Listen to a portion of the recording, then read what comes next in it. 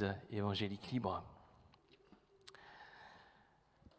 Voilà, nous allons poursuivre notre lecture continue de la première épître de Pierre. On s'est engagé dans cette série de prédications il y a quelques semaines avec Florence. Et donc, on a commencé au premier chapitre, premier verset, et nous sommes déjà au chapitre 3 de la première épître de Pierre. Je vais d'abord lire avec vous les versets 8 à 17, sans faire trop de commentaires, parce que d'une part, c'est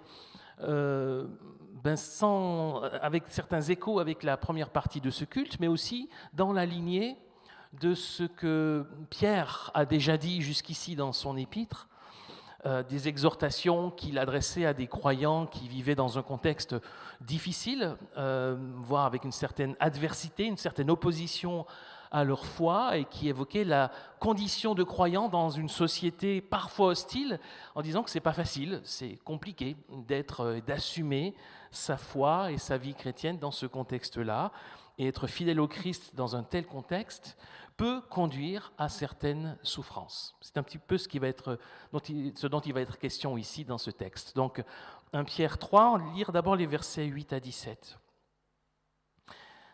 Enfin, ayez tous les mêmes dispositions d'esprit et les mêmes sentiments. Aimez-vous comme des frères et des sœurs, avec affection, soyez bienveillants et humbles les uns à l'égard des autres. Ne rendez pas le mal pour le mal, ni l'insulte pour l'insulte. Au contraire, réagissez en bénissant, car c'est une bénédiction que Dieu a promis de vous accorder en héritage quand il vous a appelé. En effet, voici ce qui est écrit, celui qui veut aimer la vie et connaître des jours heureux, qu'il se garde de médire, qu'il se garde de prononcer des paroles de ruse, qu'il se détourne du mal, qu'il pratique le bien et qu'il recherche la paix avec persévérance. Car le Seigneur a les yeux fixés sur les personnes qui sont justes, prêts à écouter leurs prières, mais le Seigneur s'oppose à celles qui font le mal. Qui vous fera du mal si vous êtes plein de zèle pour le bien? Et même si vous aviez à souffrir parce que vous faites ce qui est juste, vous êtes heureux. N'ayez aucune crainte des autres et ne vous laissez pas troubler, mais reconnaissez et honorez dans vos cœurs le Christ comme Seigneur. Tenez-vous toujours prêts à vous défendre face à tous ceux qui vous demandent de rendre compte de l'espérance qui est en vous. Mais faites-le avec douceur et respect, ayez une conscience pure, afin que ceux qui insultent votre bonne conduite de chrétien aient à rougir de leur calomnie. Car il vaut mieux souffrir en faisant le bien, si telle est la volonté de Dieu, plutôt qu'en faisant le mal. Donc vous voyez, on a une série d'exhortations qui entre en écho à ce que Dorine a partagé tout à l'heure et rappelle les exhortations de l'apôtre Pierre jusqu'ici. Et cette dernière affirmation est importante parce qu'elle souligne bien qu'évidemment, il ne s'agit pas pour nous de rechercher l'opposition et de nous réjouir des souffrances qui peuvent arriver, mais simplement d'être conscient qu'elles peuvent se manifester si on cherche à être fidèle à Dieu, si on s'efforce d'avoir une vie en cohérence avec ce que l'on croit. Mais pour autant, nous ne devons pas nous décourager de continuer à faire le bien. Alors lisons la suite, c'est la suite sur laquelle j'aimerais m'arrêter un peu plus longuement ce matin avec vous. Lisons la suite, les versets 18 à 22, où on verra que Pierre va prendre un petit peu de la hauteur théologique, à partir du verset 18. En effet, le Christ lui-même a souffert à cause des péchés des humains, une fois pour toutes, lui l'innocent, pour des coupables, afin de vous amener à Dieu. Il a été mis à mort dans son corps humain, mais il a été rendu à la vie par l'Esprit Saint. Par la puissance de cet Esprit, il est même allé proclamer la bonne nouvelle aux esprits emprisonnés. Ce sont ceux qui autrefois ont résisté à Dieu, quand celui-ci attendait avec patience à l'époque où Noé construisait l'arche. Un petit nombre de personnes, 8 en tout, sont entrées dans l'arche et ont été sauvées à travers l'eau. Ces événements étaient l'image du baptême. Celui-ci ne consiste pas à laver la saleté corporelle, mais à demander à Dieu une bonne conscience. Et c'est ainsi que vous êtes sauvés maintenant, vous aussi, grâce à la résurrection de Jésus-Christ. Celui-ci est allé au ciel et il se tient à la droite de Dieu, où les anges et les autres autorités et puissances célestes lui sont soumis. Voilà, oui, c'est un texte d'une autre teneur que les premiers versets qu'on a lus tout à l'heure. Là, on est vraiment dans des considérations théologiques assez denses d'ailleurs, et ce n'est pas forcément le texte du Nouveau Testament le plus simple. Il y a notamment un verset qui a donné lieu à beaucoup de débats exégétiques, essayer de comprendre ce que ça voulait dire. Alors, je ne vais pas entrer dans le détail de ces débats, mais il me semblait intéressant ce matin de nous arrêter aussi sur ce texte théologique et de souligner en quoi cet ancrage théologique est important pour nous aussi. Alors, dans ce texte, Pierre parle d'abord du Christ.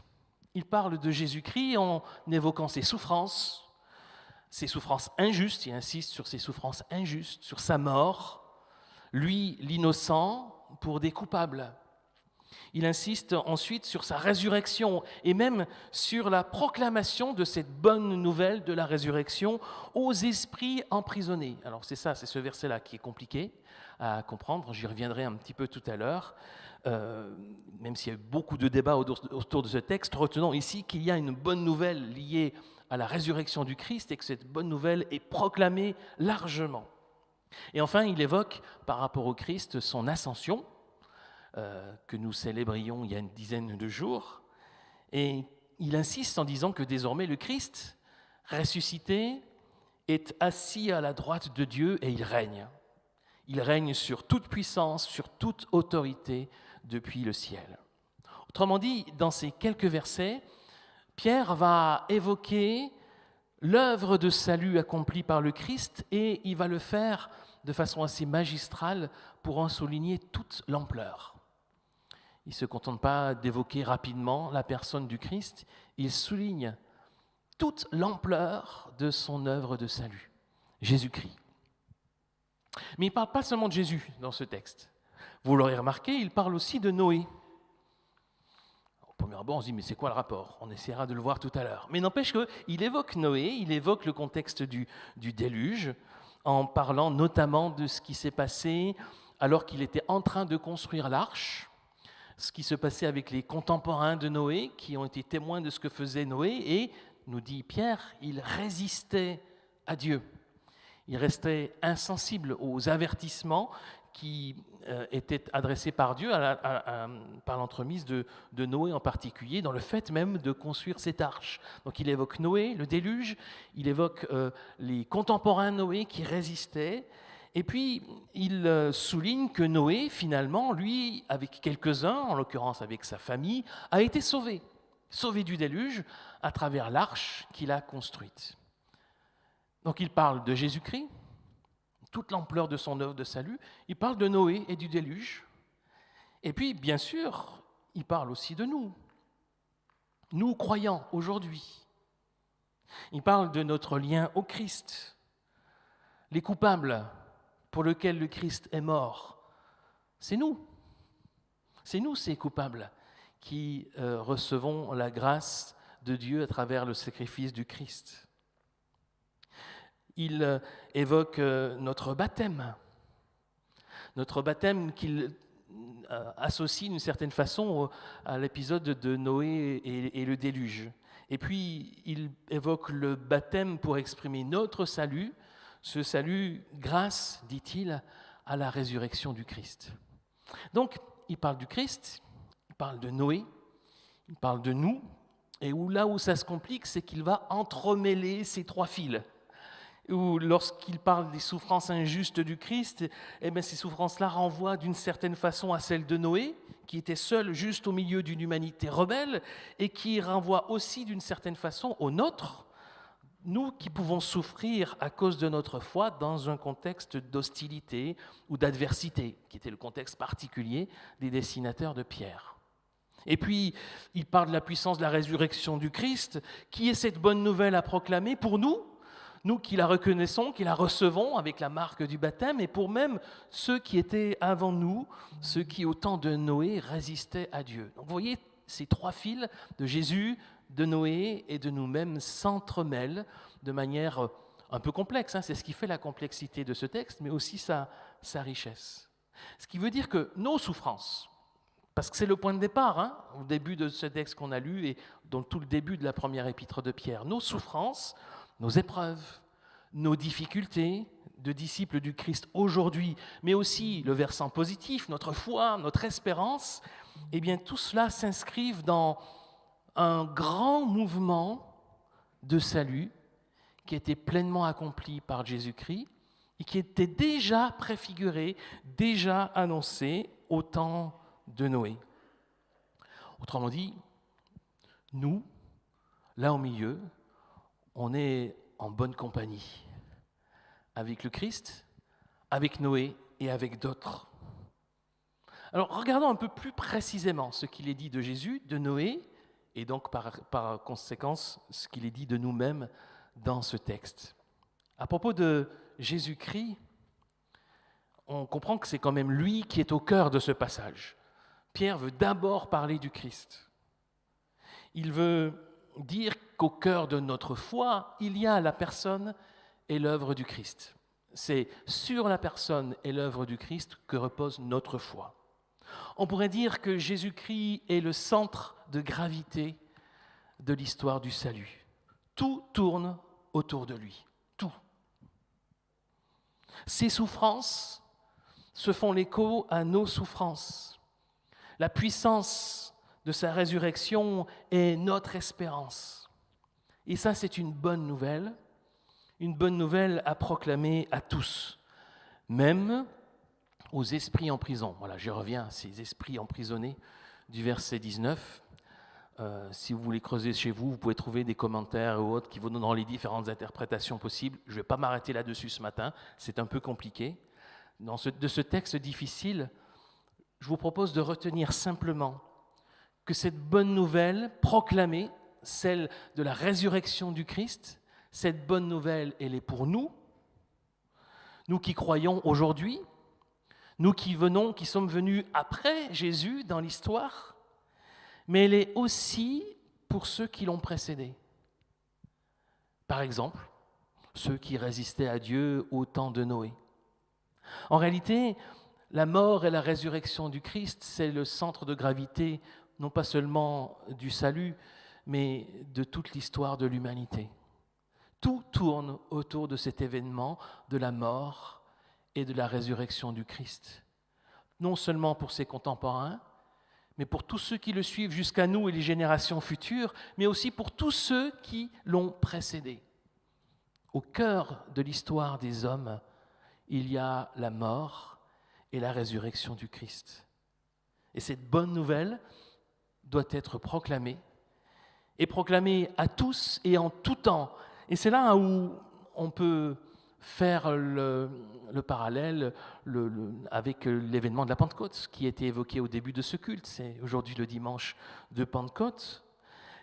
Avec éclat s'est manifestée cette bonne nouvelle ce jour-là, lorsque l'Esprit Saint a saisi les disciples et leur a donné de proclamer les merveilles de Dieu, la bonne nouvelle, dans toutes les langues de ceux qui étaient là. Cette bonne nouvelle, elle est pour toutes et tous. Elle a été proclamée, elle est proclamée aux quatre coins de la terre, elle résonne à travers les siècles. Jésus-Christ est le centre de gravité de l'histoire. Tout tourne autour de sa personne et de son œuvre, partout et en tout temps, aujourd'hui, hier, pour l'éternité. Et puis ensuite, il y a Noé. Noé qui vient se greffer dans ce texte de l'épître de Pierre. Et associé à Noé, il y a le motif du déluge. On ne peut pas penser à Noé sans penser au déluge, forcément. Le déluge, c'est le jugement de Dieu qui s'est abattu sur une humanité rebelle, qui restait insensible, sourde et même révoltée contre Dieu. Si vous lisez le récit biblique du déluge, vous vous rendrez compte que on en dit finalement assez peu dans la Bible à propos de Noé. On sait assez peu de choses sur lui, même sur ce qu'il a fait ou sur ce qu'il a dit. Mais il apparaît dans la Genèse, et c'est souligné dans le Nouveau Testament ici, comme la figure du juste fidèle. celui qui reste fidèle à Dieu jusqu'au bout, quitte à se retrouver seul contre tous. C'est vraiment ce qui est arrivé de façon littérale pour Noé. Il était seul contre tous. Ce qui rappelle de façon opportune d'ailleurs que hier comme aujourd'hui, la majorité n'a pas forcément raison. Ce n'est pas forcément la majorité qui a raison. Parfois, il faut être prêt à nager à contre-courant. Et ça, c'est le cas de le dire pour Noé, évidemment. Mais pour nous aussi, parfois, on peut être amené à être en minorité, ne pas appartenir à la majorité, mais être convaincu de l'importance de persévérer, de poursuivre. La majorité n'a pas forcément raison. Et Noé a manifesté cette fidélité à Dieu jusqu'au bout, même seul contre tous ceux qui se moquaient de lui, qui ne prenaient pas au sérieux les avertissements de Dieu, parce que Pierre souligne qu'il parle ici de Noé au moment, à l'époque où il construisait l'arche. Donc on est avant le déluge. Alors que, évidemment, construire un tel navire à sec pouvait sembler une folie. Mais lui savait ce que Dieu lui avait demandé et il s'y tenait, fidèle jusqu'au bout. Je pense que c'est pour ça que Pierre fait référence à Noé ici. Nous pouvons nous trouver dans un contexte où on peut avoir l'impression d'être seul contre tous ou d'être au moins en minorité, et pourtant convaincus de l'appel que Dieu nous adresse. Nous pouvons nous retrouver au centre d'incompréhension, voire de moquerie, à cause de ce que nous croyons, de ce que nous professons. Et comme Noé, nous sommes invités à tenir ferme jusqu'au bout. Parce que Noé, c'est aussi la figure de l'humanité sauvée. Il a été épargné, lui et sa famille. Grâce à lui, l'humanité n'a pas été anéantie. Parce que c'était ça l'enjeu au début du récit du déluge. L'anéantissement de l'humanité. Et grâce à Noé, l'humanité n'a pas été rayée de la carte. Il est ainsi aussi porteur d'une promesse que Pierre rattache, c'est pour cette raison, au baptême des croyants, une promesse de salut. Noé, qui avec sa famille traverse le déluge dans son arche, c'est une promesse de salut pour l'humanité, qui s'accomplit de manière grandiose en Christ et qui nous rejoint aujourd'hui. Et c'est là que vous voyez que ces fils qui s'entremêlent nous conduisent à nous. Jésus-Christ, Noé, fidèle jusqu'au bout et sauvé, et nous. Et nous, par rapport à l'un et à l'autre, nous pourrions dire que nous sommes sauvés par le Christ et d'une certaine façon embarqués avec Noé. Nous sommes sauvés par le Christ. Si Pierre mentionne le baptême ici, il prend soin de souligner que finalement, ce n'est pas le baptême lui-même, évidemment, qui va sauver ou qui va nous nettoyer. C'est une image. Ce qui sauve, c'est notre union au Christ. Nous sommes sauvés par la puissance de la vie qui vient de la résurrection du Christ. Et le baptême n'est que le témoignage, l'engagement en réponse à l'œuvre accomplie par le Christ et en réponse à son œuvre en chacun de nous. Si nous sommes sauvés par le Christ, alors il doit être lui-même le centre de gravité de notre vie. Tout en nous doit tourner autour de lui. Ce qui ne veut pas dire que nous allons devenir, comme on dit, des grenouilles de bénitier ou des super spirituels, vous savez, qui n'ont que des versets bibliques à la bouche. Ce n'est pas ça la question. La question, c'est de se dire en quoi le Christ, concrètement, est le centre de gravité de ma vie. Alors en physique, j'ai révisé un petit peu là, parce que je n'étais pas super fort en physique. Mais en physique, le centre de gravité, c'est le point où se concentrent toutes les forces qui permettent à un objet ou à un corps d'être en équilibre. C'est ça le centre de gravité. Mais c'est ça le Christ pour nous. Le centre de gravité de notre vie est celui qui nous permet d'être en équilibre. De trouver en lui l'équilibre, la stabilité, la plénitude qui sont rendues possibles par la grâce qui pardonne, par l'esprit qui renouvelle, qui vivifie, qui met remet de l'équilibre dans notre vie lorsque nous nous sommes éloignés de Dieu. Le Christ comme centre de gravité de notre vie, c'est le Christ qui met tout en équilibre en nous, en harmonie.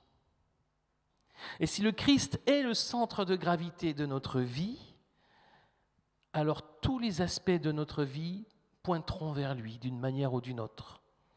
Parfois, ce sera de façon évidente, quand on aura l'occasion de dire notre foi ou de l'exprimer de façon explicite. Parfois, dans d'autres circonstances, ce sera de manière plus indirecte, plus discrète, mais non moins réelle. En fait, si notre centre de gravité, c'est le Christ, eh bien le Christ transparaîtra dans notre vie. Pas seulement quand on porte l'étiquette chrétien sur le front ou quand on est rassemblé de façon explicite, mais dans notre quotidien, le Christ va se manifester en nous et à travers nous. Parce que nous sommes sauvés par lui et parce qu'il est le centre de gravité de notre vie. Et puis, cette figure de Noé, appelée comme un grand témoin de la part de Pierre, nous interpelle aussi et nous embarque. On est d'une certaine façon embarqué dans l'arche de Noé. Si nous le suivons dans ce chemin de fidélité dont il donne l'exemple. En fait, on est embarqué avec lui, on est embarqué avec Noé, mais pas seulement avec Noé. Pas seulement avec Noé et toute sa famille, mais avec tous ceux qui nous ont précédés comme croyants, avec tous ceux qui partagent le même baptême, c'est-à-dire le même engagement de foi devant Dieu, quelles que soient leurs origines, quelles que soient les étiquettes qu'ils portent, quelle que soit leur histoire, nous sommes embarqués, j'allais dire dans la même galère, dans la même arche, c'est mieux, dans le même navire de ceux qui appartiennent au Christ. En fait, en tant que croyants, nous ne sommes jamais seuls dans la lutte. On ne marche pas, on ne navigue pas seul. Évidemment, il y a le Christ qui nous accompagne par son esprit. Il faut le dire et le redire, c'est essentiel. C'est aussi une promesse de Pentecôte. Mais il y a aussi les autres croyants. Ceux qui nous ont précédés et qui nous montrent l'exemple. Comme Noé, comme bien d'autres. Et qui sont là aussi pour nous accompagner. Et puis tous ceux, toutes celles qui sont avec nous aujourd'hui sur le même chemin de foi, regardez autour de vous, c'est nous qui sommes ensemble et qui avons besoin les uns des autres. On est engagés dans la même arche avec Noé. Même peu nombreuse ou fragile, l'Église, la communauté est essentielle à la marche chrétienne. Parce qu'on a aussi besoin les uns des autres pour être encouragés, pour être portés, pour être inspirés à la persévérance, à la fidélité jusqu'au bout, quelles que soient les circonstances rencontrées, quelle que soit l'adversité et l'opposition. Les croyants d'hier et d'aujourd'hui nous aident à rester attachés au Christ. Alors vous voyez dans ce paragraphe foisonnant, c'est foisonnant quand même, ces quelques versets de l'épître de Pierre, l'apôtre veut évoquer toute l'ampleur de l'œuvre accomplie par le Christ, par sa vie, sa mort, sa résurrection, son ascension, une œuvre qui traverse les siècles et qui atteint tous les humains d'hier, d'aujourd'hui et de demain. Si nous prenons conscience de l'ampleur de l'œuvre du Christ, alors nous pourrons prendre aussi conscience de tout son potentiel dans notre vie. Vous vous rendez compte l'ampleur de cette œuvre du Christ exprimée ici, qui dépasse même ce qu'on peut comprendre, on a même du mal à en saisir toute la portée. Eh bien, cette œuvre-là a un potentiel incroyable dans notre vie aujourd'hui. C'est une formidable source d'espérance. Une promesse qui nous accompagne et qui nous aide à affronter les épreuves et les difficultés. Parce que rappelons-nous que la même puissance de l'Esprit qui a ressuscité le Christ d'entre les morts, eh bien ce même Esprit vient faire sa demeure en nous. C'est la promesse de Pentecôte. Alors non, nous n'aurons pas peur, quelle que soit l'adversité, quelles que soient les circonstances, quelles que soient les épreuves traversées, quelle que soit l'opposition éventuellement, nous n'avons pas peur parce qu'il vit en nous, par son esprit. Celui qui est allé au ciel et qui se tient à la droite de Dieu, où les anges et les autres autorités et puissances célestes lui sont soumis. Amen.